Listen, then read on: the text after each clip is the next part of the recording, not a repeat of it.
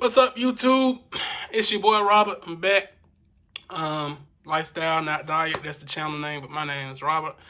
If you didn't catch the first video, in the last video, I just talked about what type of stocks, what type of companies you should look to invest in or look to buy. Um, this video, I kind of want to go towards the next step, the very next step, which is, assuming that you do know which company you're gonna buy. It's a good company like Apple or Microsoft or Google. Just to throw one out there to you, Nvidia. That's a chip company, but I'm talking about like semiconductor chips, not edible chips. But Nvidia is a pretty good company as well. But going on, like, assuming that it's a company like Apple or Microsoft or one of those good solid companies, now you might be asking yourself, like, what price should I buy it at? When should I buy it? Um, Honestly, I think I'm gonna give you a good short answer. I got this from Jim Cramer. Where it's at means nothing when you know where it's going. Again, where it's at means nothing when you know where it's going. Also, I heard another guy say on YouTube that price is only a factor in the absence of value. Price is only a factor in the absence of value, meaning that the only time the price you're going to buy something for matters is when that product lacks value, when the potential of that product lacks value. If you do know where a stock is heading, if you know a stock is heading to, it's going to run for 20 more years, it's going to run for 30 years, it's going to be around forever, then the price that is at right now doesn't really matter. You don't have to really be too, just crazy on, like, just want to time it right. You don't have to be that stuck up on it, because as long as you know where it's going, if it's a good company, if it's Apple, then okay, worst case scenario, you sit in there long term and it'll return you all your money plus some. But if you want more detailed answers, if you want more technical answers, when do I think you should buy? Me personally, I always look for stocks that are probably, I like 20 to 40% off the 52-week high. The 52-week high is just the highest price that the stock has been at over the last 52 weeks. The 52-week high is the highest price that the stock has been at over the last 52 weeks. And so I always like to get my stocks between 20 and 40% from the 52-week high. So meaning, let's just say if the stock was, if the price, if the 52-week high, if the 52-week high is $100, 20% of that would be $20. So I would subtract 100. I would subtract 20 from 100. That would leave me with 80. And so I know that my entry price would be 80. I mean, I wouldn't say that 15% down is that. I actually wrote down 15 to 25%. That's a good place to enter. If you have companies that's down like 30, 40%, like Microsoft, when I got in just a couple of weeks ago, it was down like maybe almost 40%, 30%. Same with Google, and Apple was down like 25%, I believe, but they were down a bunch. And so I entered in, and regardless if it goes right up or if it goes down a little bit more, I do know that that's pretty much a good entry, because the downside to that play, the downside to that investment is quite narrow. So if you got your stock that's down 40%, I say hammer in on it. But yeah. Next thing you might want to know is when to sell, when to buy. Just to go back over it with you, 15 to 25% is a good entry. Anything between 25% and 40 to 50% is a great, perfect entry. And so I would take those. But if you don't want to worry about all of that, if you just want to be, kind of less involved and less, attentive to whatever's going on, then you can get in down 10%, down 5%, um, and just ride it out. But just do know that there is, the potential for your money to, kind of go down with the stock. But that leads me to the next topic, which which would be obviously when to sell. When do I sell my stocks? When do I actually make the money from my stocks?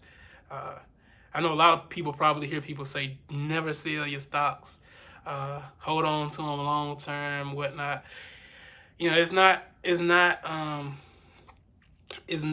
that crazy. It's not you're holding it forever. You won't ever be able to get your money. I think the most important thing is to just kind of, for other reasons also, just kind of hold out on selling as long as you can, because you save on taxes, number one. Um, you also get more of a return on your money. You don't enter a long-term investment to make 5%, 10%. You want that to run over years and just compound and compound and just keep making you money. So you want to stay involved. You want to stay invested. Uh, but it is okay to take profits sometimes. Me personally, I look to take profits off the table. Some profits off the table if my positions are up 70% or more.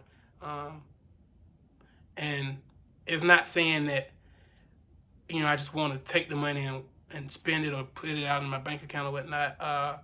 Most of the time, if I'm going to sell an asset, if I'm going to sell an investment, I'm going to reallocate the money into a different one. So, for instance, if I have Tesla that's up 80% over the year, of course, I would probably take some off the table. I would probably sell a couple of shares, just kind of taking some of the profit off. And I'm not going to just deposit that money into my bank account. I'm actually take that money and then I'm going to go and invest that profit into, another stock that might be down 20% over the year. So it's just all about reallocating money, repositioning the money that you got working for you. And then, later on down the line, you'll be able to reap more of the benefit.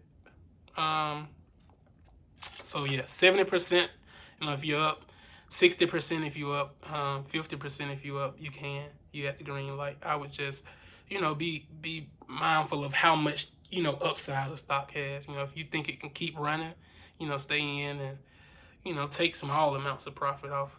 But it's ultimately up to you.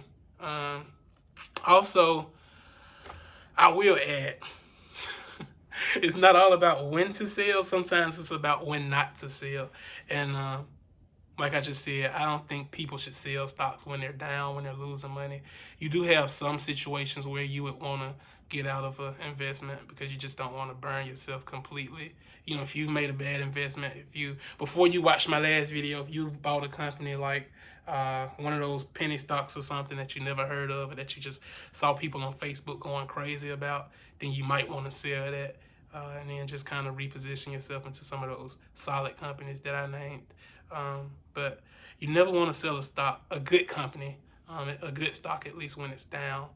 You don't want to sell, and good companies are not always good stocks. I'm going to add that. I should have said that in the last video, but good companies are not always good stocks. So if you have a good company that you know of, but the stock, is giving you this amount of return and whatnot, evaluate that stock, because just because that's a common household name company, that doesn't mean that their stock is going to actually move and return what it should. But you never want to sell when you're down on the position just because you're down and you're scared you're going to lose all your money. If it's a good company, it's natural and it's normal for that stock to fall in price and in value. Stay in it. Instead of selling, you get you more money and then you buy at those lower prices. If that lower price goes back up, then that's fine. Don't worry about it. But, save up all the money you can that you can afford to invest, and then you put that money into that play. As long as it's a good company. If it's Apple, if you bought Apple at 120 and then the price goes to 100, you just go in and you get it at 100. And you keep buying it at 100 as long as you can. You would rather buy more at 100 than buy more at 130 if it runs from 120 to 130. So those are your buying opportunities. The moments you think you should sell and that just like when you're scared, that's when you should go in and just haul as much of it as you can. Um, but and that's called averaging down. We'll go, like I said, I'm still gonna drop the video, I promise, with the vocabulary terms, but that's actually called averaging down. When you buy stock at a certain price, you have a price that you bought it at. So 120, 120.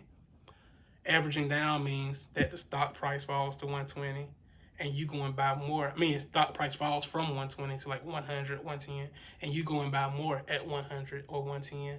And so now it takes the average cost, because you bought one at 120, you go and buy two more at 100. It takes that average cost down. So instead of having one share at 120, you have three shares at like maybe 115, 114, somewhere around there. I'm not sure how good at math I am, but I'm gonna calculate it in a second. Maybe I'll post it as like a tag or something, like I was good, I was right. But yeah, that's pretty much it.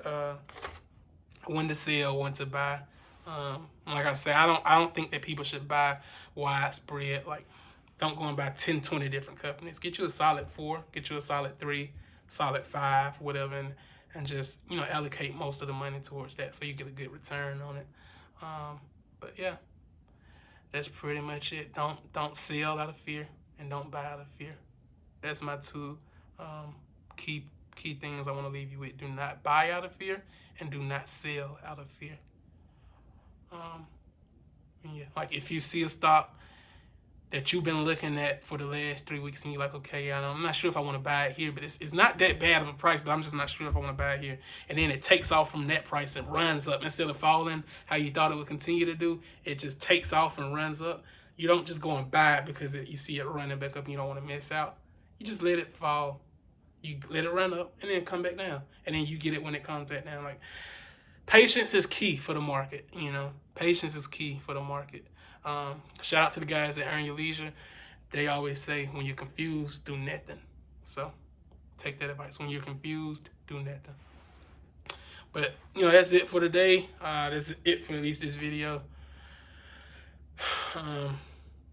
Yeah, so live to finish. I hope you all enjoyed it. Love you.